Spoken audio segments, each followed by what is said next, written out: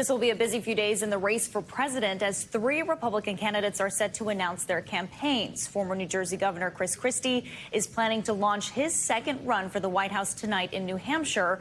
And both former Vice President Mike Pence and North Dakota Governor Doug Burgum are expected to launch their campaigns tomorrow. For more now, let's go to NBC News senior political editor Mark Murray for more information this morning. Good morning, Mark. Let's start with Chris Christie. He ran in 2016. He finished 6th in the New Hampshire primary when he dropped out. He endorsed the eventual nominee, Donald Trump. But since then, he has been critical of the former president. What should we know about Christie's presidential bid? Yeah, I think the best thing to know about him is it's going to be an uphill battle for him.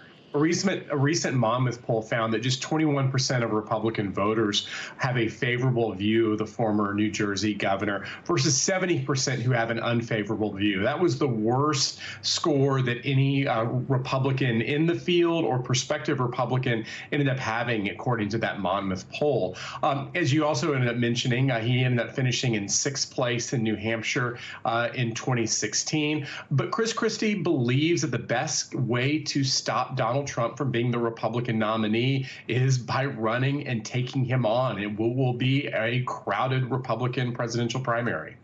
Former Vice President Mike Pence filed his paperwork yesterday to launch that campaign. He'll kick it off tomorrow in Iowa. And we're also expecting North Dakota Governor Doug Burgum to join the mix. What can we expect to see from the two of them tomorrow? Yeah, Pence has certainly been telegraphing his presidential bid for months, if not over the past year or so. And of course, what stands out about Mike Pence running is that he was Donald Trump's former vice president. And the fact that you end up having both Donald Trump's former vice president and also UN ambassador Nikki Haley does seem to be a rebuke to the former president, that some of the people who work closest behind him, including the person being the number 2, wants to take Donald Trump on to be the Republican nominee.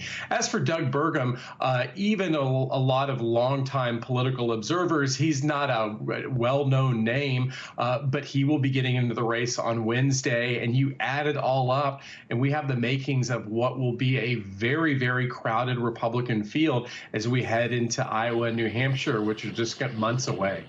Finally, Mark, the Republican National Committee has released requirements GOP candidates need to fulfill in order to get on the debate stage later this summer. Give us a breakdown of what those are.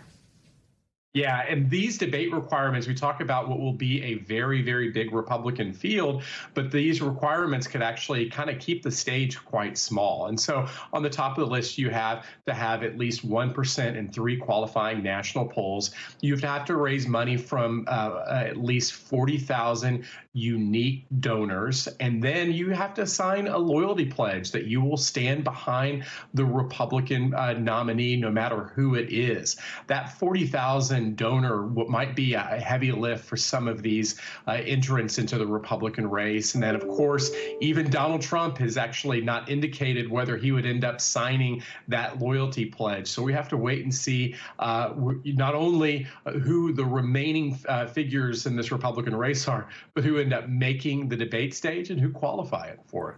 All right. As you mentioned, it's getting crowded for sure. Mark, thank you so much for breaking it down. Thanks for watching our YouTube channel. Follow today's top stories and breaking news by downloading the NBC News app.